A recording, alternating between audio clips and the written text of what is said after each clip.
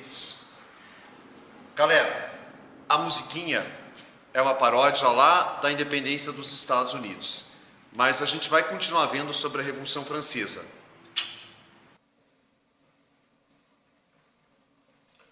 Olá galera, tudo bem?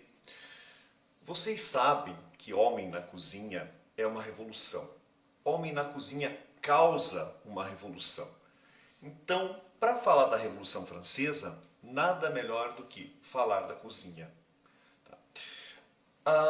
No vídeo passado, nós falamos então da primeira fase da Revolução Francesa, de como era essa França antes da Revolução. Hoje a ideia é então a gente falar desse segundo período da Revolução e do período napoleônico. A segunda fase da Revolução ela é marcada então pela disputa entre jacobinos e girondinos. Então, a princípio, quem comanda a França são os jacobinos, representantes da pequena burguesia. E esses jacobinos, comandados então por Robespierre, vão colocar o que a gente chama, vão impor o que a gente chama de período do terror. Guilhotinaram mais de 17 mil pessoas. E a guilhotina agia da seguinte maneira: venha, se aproxime.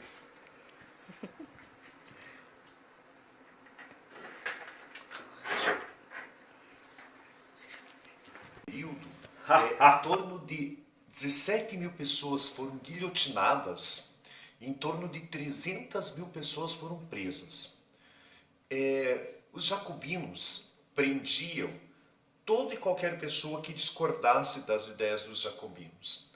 Ou seja, pessoas que queriam os girondinos no poder, pessoas que queriam a volta da monarquia. Tá? E Robespierre era a pessoa que comandava todo esse terror. Isso chegou a um certo limite quando a burguesia, a grande burguesia, fica assustada com essas atitudes de Robespierre. E aí eles acabam tomando o poder. Quando os grandes burgueses tomam o poder, então eles vão acabar mandando para a guilhotina o próprio Robespierre, que é condenado por todas essas atrocidades que foram feitas.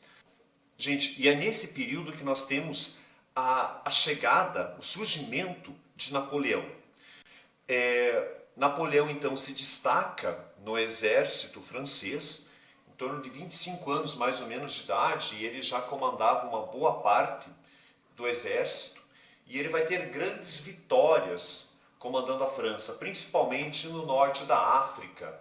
Quando Napoleão domina o Egito, ele se torna o grande herói da França.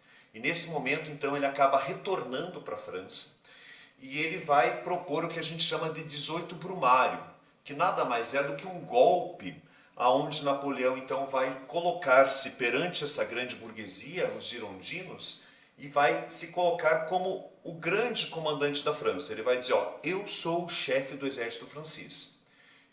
E vocês sabem que vocês só estão no poder porque eu sou o chefe do exército. A partir do momento em que eu deixe esse exército francês, o que vai acontecer? Vocês, girondinos, vão acabar perdendo o poder. Os jacobinos vão retomar esse poder, ou outros países da Europa que não querem a expansão da Revolução Francesa vão acabar tirando o poder de vocês. E isso acaba forçando, então, os girondinos a aceitarem Napoleão e darem a Napoleão o cargo que ele quer, que é de cônsul da França. E a partir daí, então, ele se torna cônsul da França. Galera, Napoleão, então, enquanto cônsul, vai fazer muita coisa pela França. Vai pegar as terras da nobreza, vai pegar as terras da igreja e vai fazer o que a gente chama de reforma agrária. Vai criar o Banco da França para emprestar dinheiro para os industriais. Então a gente pode dizer que é durante o período de Napoleão, enquanto ele é cônsul, que a gente tem a França entrando no que a gente chama de Revolução Industrial. Napoleão vai criar o Código Civil Napoleônico, aonde vai, com esse código, beneficiar bastante a industrialização do país, vai privilegiar a educação, vai também determinar que os filhos mais novos também têm o direito à herança. Então muita coisa começa a mudar com esse código napoleônico. Galera, durante o período em que Napoleão é cônsul, também é feito um plebiscito. E esse plebiscito seria para definir se Napoleão seria ou não imperador da França. Então as pessoas deveriam escolher sim para que Napoleão fosse o imperador da França, ou não para que não fosse.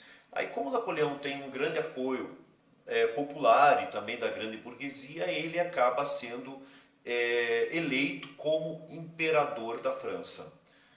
A partir daí, Napoleão começa a colocar em prática todos os seus anseios, os seus desejos de dominação da Europa e possivelmente até do mundo.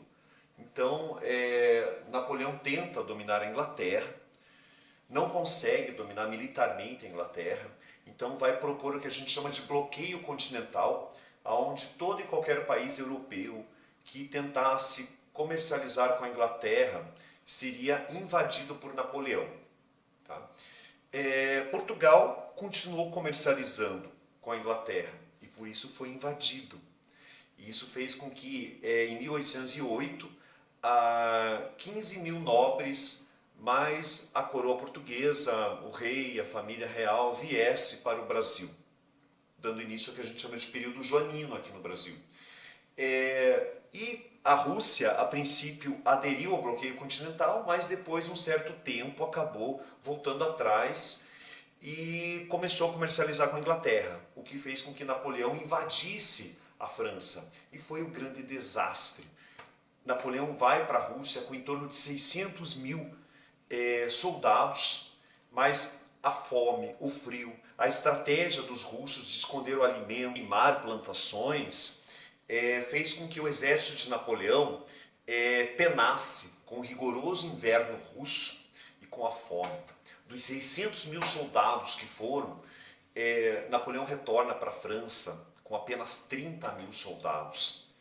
Além disso, a Áustria, a Prússia, a Rússia, a Inglaterra invadem a França nesse momento. E como Napoleão não tem um exército suficiente para evitar o ataque dos inimigos, esses inimigos acabam tirando Napoleão do poder. Como eles queriam o retorno da monarquia na França, tiram Napoleão do poder e colocam no lugar de Napoleão o irmão de Luís XVI, tá? Que havia sido guilhotinado, Luís XVIII.